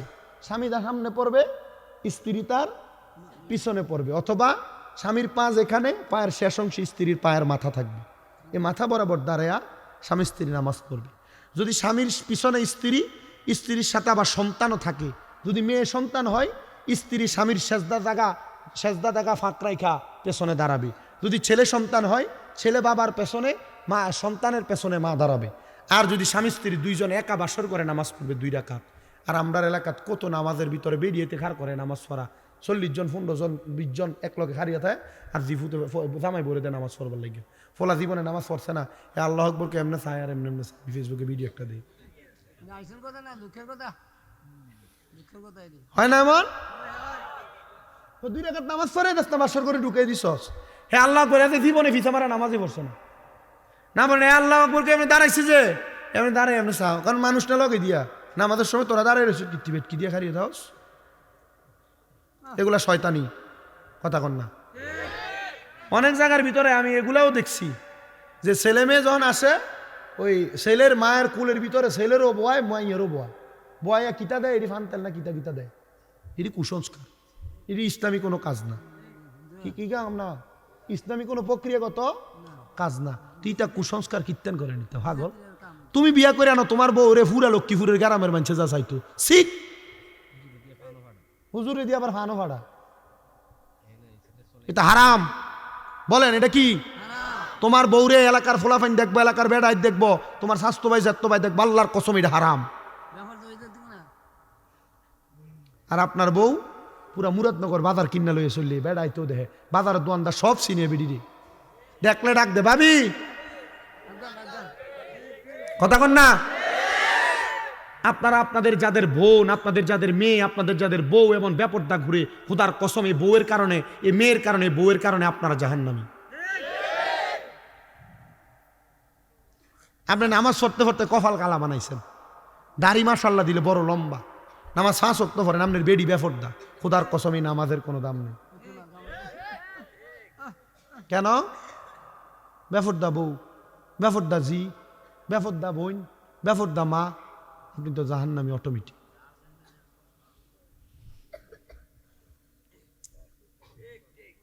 আপনার কাছে ভাল লাগতেছে না? এটা ভাল লাগে না? হুজুরে দিয়া ফান ভাড়া হুজুরেও গেছে।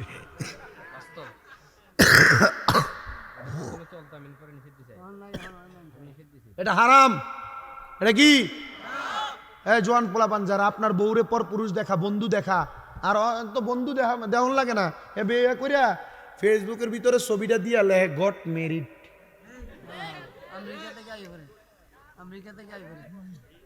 কন্যাকা দেয়নি?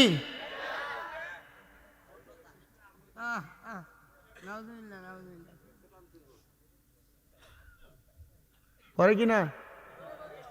আপনি যে আপনার মেয়ের বিয়ের ভিতরে যে গান বাজনা করলেন, গান কি বলেন না, কি গাও ডলায়, এটা হারাম।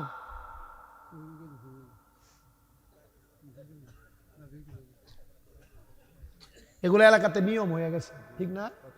এলাকাতে প্রচলন, একটা রুসুম হয়ে গেছে। খোদার কসমে হারাম দিয়ে বিয়ে করে, আবার এই বিয়াতে শান্তি পাবেন। এই বেরিয়ে কয়দিন পরে হৌর হরির ভিসা লইয়া ধরে নিমারে, এই বেরিয়ে কয়দিন পরে হৌর হরির আলাদা করে দেয়, এই বেরিয়ে কয়দিন পরে গোলামের ফুট করে জামাইরে গালি দেয়। হ্যাঁ হয় না?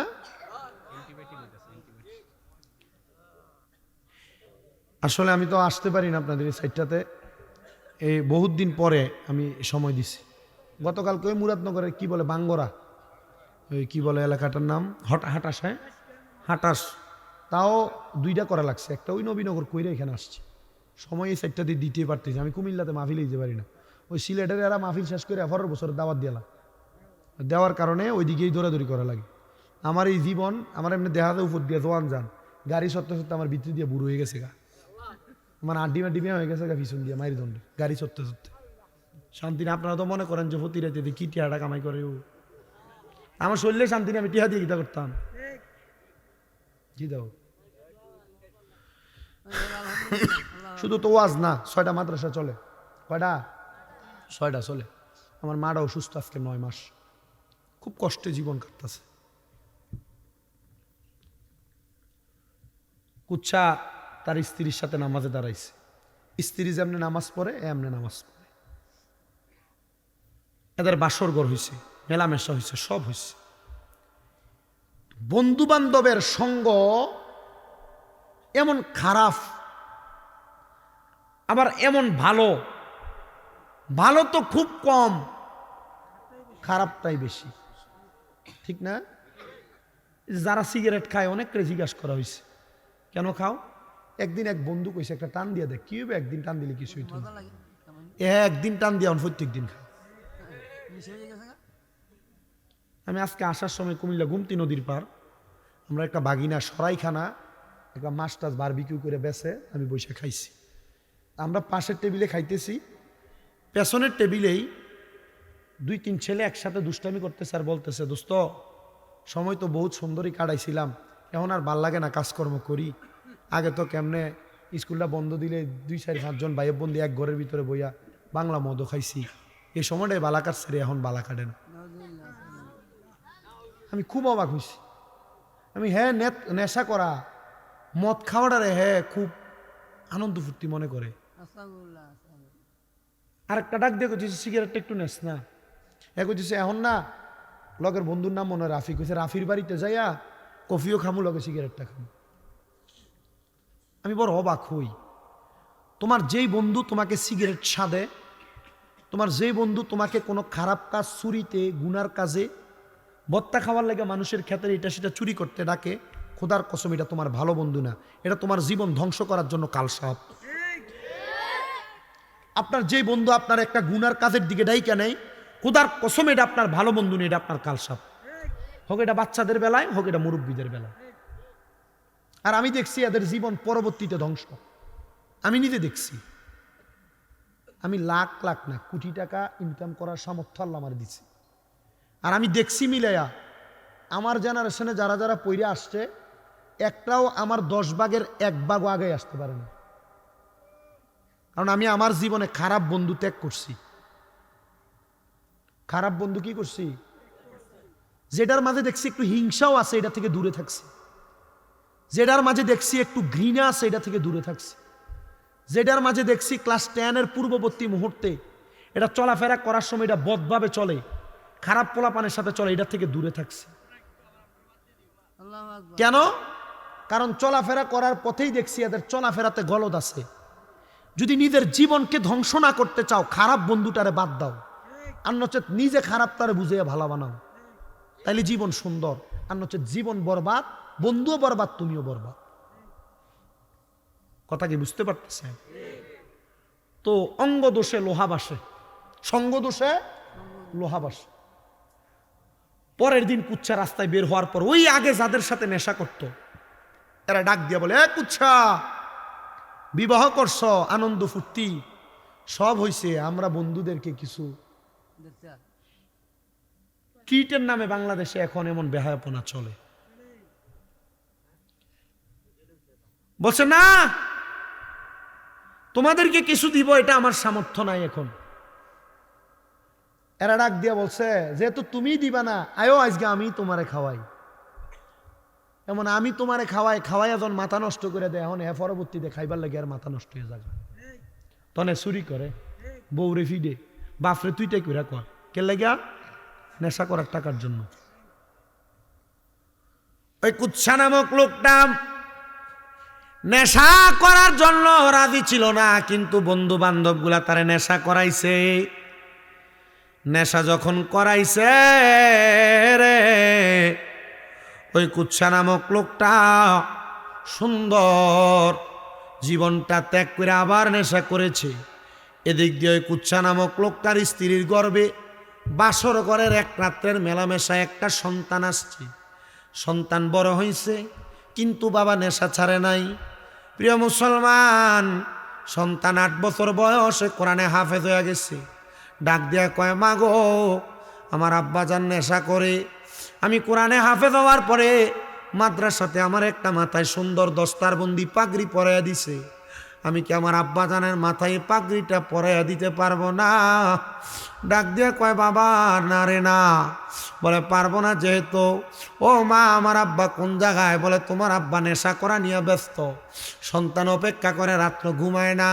কুচ্ছা যখন বাড়িতে আসছে, সন্তান বাবার পা গুলাতে ধরছে, ধরে ডাক দিয়া কয়, বাবা নেশা করেন আমি জানি, কিন্তু আমার মাথার পাগড়িটাকে আপনারা পরাইতে পারবো না।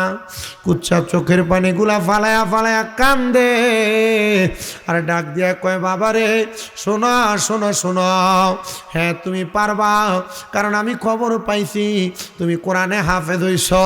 আমি এই ডরে আজকে সারাদিন বাড়িতে আসি নাই। আমার সন্তান আমারে প্রশ্ন করলে আমি কি জবাব দিব?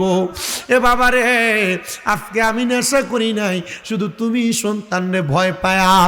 সন্তান ডাক দিয়া কয়, আব্বা জান গো, ও আব্বা জান, আমারে ভয় পায়া নেশা করেন নাই। যদি আপনি আল্লাহরে ভয় করে নেশা না করতেন, আল্লাহ আপনারে মাফ করে দিত। সন্তানের বাবা হাতগুলা জোর করে কয়, ছোট মানুষ, 8 বছর বয়স, আমি আব্বারে আর শরম দিও না, লজ্জা দিও না।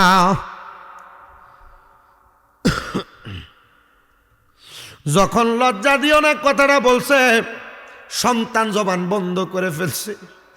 ডাক দিয়া কয়, বাবা গো, ও প্রাণের বাবা, আপনার কাছে আবদার জানাই। ও বাবা তওবা করেন। ওই কুচ্চা নামক লোকটা 8 বছরের ছেলের হাতে হাত রেখা তওবা করে ফেলছে। সন্তানকে জড়াইয়া দূরে দূরে কান্দে, আর ডাক দিয়া কই, আব্বা আল্লাহ নিয়ে আমারে মাফ করবো। কানতে কানতে বেহুশ হয়ে গেছে, আর চক্ষু খুলে না। দেখতেছে বাবা ইন্তেকাল করছে। সন্তানের বাবার জানাজার নামাজ কেউ পড়তে আসে না, একা একা লাশ দাফন করে ফেলছে। সন্তান আল্লাহর দরবারে মুনাজাত করে, আল্লাহ আমার আব্বা জান কোথায় যাবে, কেমনে জান্নাতি না জাহান্নামি, আমার জানতে বড় ইচ্ছা হয়। সন্তানের আব্বা জানে রে, সন্তান রে ওই দিন রাত্রবেলা স্বপ্ন দেখাইছে, এ বাবা আমার আল্লাহ তাআলা আমি বাবারে জান্নাত দান করছে। বাবা গো, সারা জীবন না আপনি নেশা করেছেন, আল্লাহ জান্নাত দিলই কেমনে? ডাক দিয়া কই, বাবা রে, আল্লাহ তাআলা জান্নাত এমনে দেয় নাই। আমার আল্লাহ তুমি সন্তান কোরআনে হাফেজ হওয়ার কারণে, তোমার হাতে হাত রাইখা তওবা করার কারণে আমার আল্লাহ আমি বাবারে মাফ করে দিছে। এ লক্ষ্মীপুরের বাবারা, এ মুরাদনগরের মুসলমানেরা, আপনারা যারা এখানে বসছেন, আপনাদের অনেকে আছেন বাবা নাই, কার কার হাত তোলেন, হাত তোলেন। অনেকে আছেন মা নাই, মা নাই, কার কার হাত তোলেন, হাত তোলেন। অনেকের মা নাই, অনেকের বাবা নাই। ও আল্লাহর বান্দারা, মা বাপ কবরে চলে গেছে, কিন্তু মা বাপ কবরে কেমন আছে তোমরা জানো না। তোমরা কি জানো, তোমাদের দোয়ার বরকতে আল্লাহ তোমার মারে মাফ করে দিব, বাবারে মাফ করে দিব। হুজুর কেমনে মাফ করবো? আল্লাহর নবী কই, দুনিয়াতে কোন সন্তানের মা মারা যাওয়ার পরে, কোন সন্তানের বাবা মারা যাওয়ার পরে যদি ওই সন্তান রব্বির হামহুমা কামা রব্বায়ানি সগীরা ওয়া কুর রব্বির হামহুমা কামা রব্বায়ানি সগীরা বলে দোয়া করে, ওই দোয়া কইরা চোখের মণিকুটার মধ্যে একটা মাছির মাথা পরিমাণ পানি ছাইরা দেয়। ওই পানিটা মাটিতে পড়ার আগে আমার আল্লাহ তার মা বাবার জীবনের গুনাহ মাফ করে দেয়। সন্তান রে, জানি না মা বাবার জন্য কান্দ কিনা। সন্তানের দলেরা, সবার কাছে আমি করো জোরে আবদার জানাই, কানতে পারো আর না পারো, তোমার মা বাবা তোমার লাখ লাখ টাকার জায়গা জমি দিয়া গেছে, বাড়ি দিয়া গেছে, ক্ষেত পাথরে জায়গা দিয়া গেছে, টাকা পয়সা ধন সম্পদ দিয়া গেছে। ওই মা বাবা কবরে যদি মা বাবার সম্পদ না দিয়া যাইতো, যদি তুমি ভাড়া থাকতা, প্রতি মাসে 5,000 করে ভাড়া দিতা, 12 মাসে 60,000 টাকা ভাড়া লাগতো। মা বাপ যদি বাইচা থাকতো রে, বাবারে যদি প্রতি মাসে 1,000 করে হাত খরচ দিতা, 12 মাসে 12,000 টাকা লাগতো। মা বাপ তোমার কাছে কোনো কিছু চায় না। ওই মা কবরে, বাবা কবরে। আল্লাহর নবীর একজন সাহাবী ডাক দিয়া কয়, ও ইয়া রাসূলুল্লাহ, আমার মা বাবা আমারে অনেক সম্পদ দিয়া গেছে, আপনি বলেন না গো আমার আল্লাহ তাআলা আমার মার কবরের মধ্যে কি করলেন নাজাত দিব। নবী আমার কয়, এ সাদ ইবনে উবাদা, আমি নবীর সাহাবী, আমার আল্লাহ তাআলা তোমার মায়ের কবরে নাজাত দিব তোমার মার রেখে যাওয়া সম্পদ থেকে। তুমি যদি আল্লাহর রাস্তায় ব্যয় করো, এর সন্তানের দল মা বাবার সম্পদ দিয়া গেছে। হযরত সাদ ইবনে উবাদা বলে, ইয়া রাসূলুল্লাহ, আপনি সাক্ষী থাকেন, আমার একটা খেজুরের বাগান আমার মা আমারে দিয়া গেছে, যার নাম মিখওয়াদা। ওই খেজুরের বাগানটা আমি আল্লাহর হস্তে দান করে দিলাম। নবী আমার কয়, সাদ তুমিও সাক্ষী থাকো, এই খেজুরের বাগানের উসিলায় আমার আল্লাহ তোমার মারে মাফ করে দিবে। এখানে অনেক সন্তান আছেন মা কবরে, অনেক সন্তান আছেন বাবা কবরে। একটা সন্তান কে আছেন যে হাতটা বাড়ায় বলবেন, হুজুর যেহেতু মাহফিলটা কেন্দ্রীয় কবরস্থানের জন্য, কবরবাসীর মাগফিরাত কামনায়, হুজুর এই ঈদগাহ ময়দানে মাহফিল, আমার মায়ের জন্য বাবার জন্য 5-6 মিনিটের মধ্যে মুনাজাত হয়ে যাবে। হুজুর আমি 50,000 টাকা আল্লাহর হস্তে এই কবরস্থানের জন্য আল্লাহর হস্তে দান করব। 50 পারবেন না 40,000, 40 পারবেন না 30,000, 30 পারবেন না 20,000, 20 পারবেন না 10,000, 5,000, 2,000, 1,000 করে করে দান করার মতো। আল্লাহুম্মা আমিন। আলহামদুলিল্লাহি রাব্বিল আলামিন, আসসালাতু ওয়াসসালামু আলা রাসূলিহিল কারীম। ربنا ظلمنا أنفسنا وإن لم تغفر لنا وترحمنا لنكونن من الخاسرين। মাবুদু ও দয়াল আল্লাহ, আপনি কি আসমানে না জমিনে, না পাহাড়ে না দরিয়ায়, এ গত জীবনে তোমার কত তালাশ করলাম সন্ধান পাইলাম না।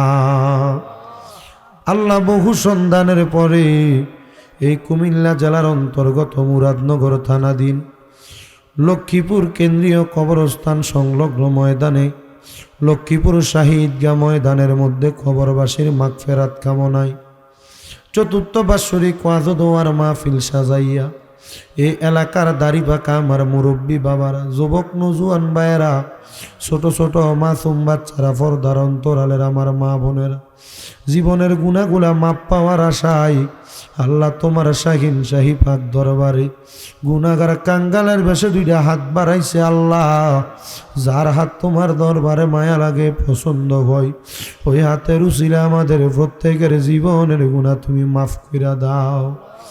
আল্লাহ, তুমি যদি আমরারে মাফ কইরা দাও, আল্লাহ তোমার গুনাহ, আল্লাহ তোমার রহমতে কারোর কাছে জবাব দেওয়া লাগবে না। যদি রহমত দিয়া ভরপুর কইরা দাও, আল্লাহ তোমার রহমতের মধ্যে কোনো কমতি পড়বে না। তোমার রহমানুর রাহিম নামের খাতিরে আমরা প্রত্যেকের জীবনের গুনাহ তুমি ক্ষমা কইরা দাও। আল্লাহ, এই জান্নাতের বাগানে কোন এতিম সন্তান জানি হাত বাড়াইছে, কার জানি দুনিয়ার জমিনের মধ্যে আব্বা নাই, যেই বাবা রিক্সা চালাইয়া মাটি কাইটা মাথার গাম পায়ে ফালাইয়া পরের বাড়িতে বদলার কাম কইরা সন্তানরে মানুষের মতো মানুষ করার জন্য আব্বা রক্তরে পানি বানাইছে গো আল্লাহ, এমন আব্বা যাদের কবরে, আব্বার কবর জান্নাতের বাগান বানাইয়া দাও। মাবুদ ফরিয়াদ তোমার দরবারে গো আল্লাহ, কে জানি হাত বাড়াইছে, কার জানি দুনিয়ার জমিনের মধ্যে মা নাই, যে মা 10 মাস 10 দিনে গর্ভে ধারণ কইরা সন্তানের প্রসব বেদনা সহ্য করতে মার বড় কষ্ট হইয়া গেছে, গলা ছিলা একটা মুরগির মতো, মা ছটফট ছটফট করতে করতে সন্তান জন্ম দিছে। আল্লাহ, মাঘ মাসের শীতের দিনে মা বিজা জায়গায় ঘুমাইয়া সন্তানটারে শুকনা জায়গায় ঘুমলো আইছে। মাবুদু, কত সন্তানের হাত বাড়াইছে, যেই সন্তানের মা নিজে না খেয়া তারারে মানুষ করছে। আল্লাহ, এখন সন্তান লাখ লাখ টাকার মালিক, কিন্তু মার মুখে একটু খানা তুলা দিতে পারে না, পারবো কেমনে? মা দো কবরে, এমন মা যাদের কবরে, আমার কবর জান্নাতের বাগান বানাইয়া দাও। জানি না রে আল্লাহ, কোন সন্তান জানি হাত বাড়াইছে, কার জানি জগতের মধ্যে মাও নাই বাবাও নাই। আল্লাহ যাদের মা বাবা কবরে, আম্মা আব্বার কবর জান্নাতের বাগান বানিয়ে দাও। যাদের মা বাবা বেঁচে আছে হায়াতে বরকত দান করিয়া দাও। অনেকের মা বাবা অসুস্থ, পরিপূর্ণ সুস্থ বানিয়ে দাও আল্লাহ।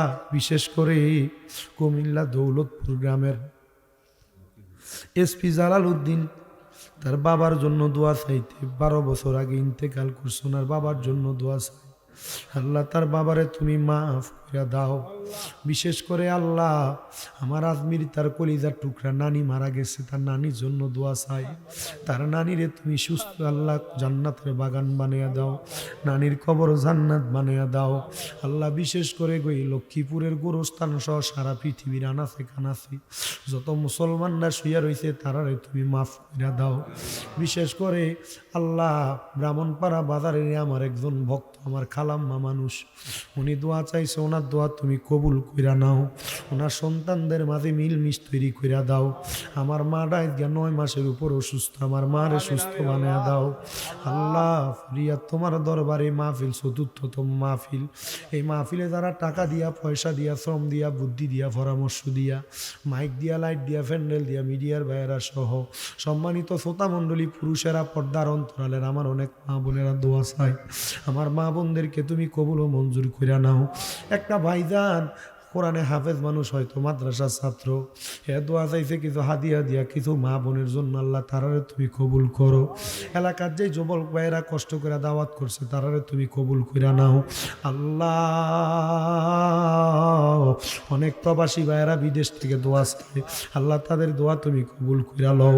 ও দয়াল ফরিয়াদ তোমার দরবারে 35,000 থেকে শুরু করে 10,000, 5,000, 1,000, 2,000, 1 টাকা পর্যন্ত যারা যারা দান করছে তারার দান তুমি কবুল করো।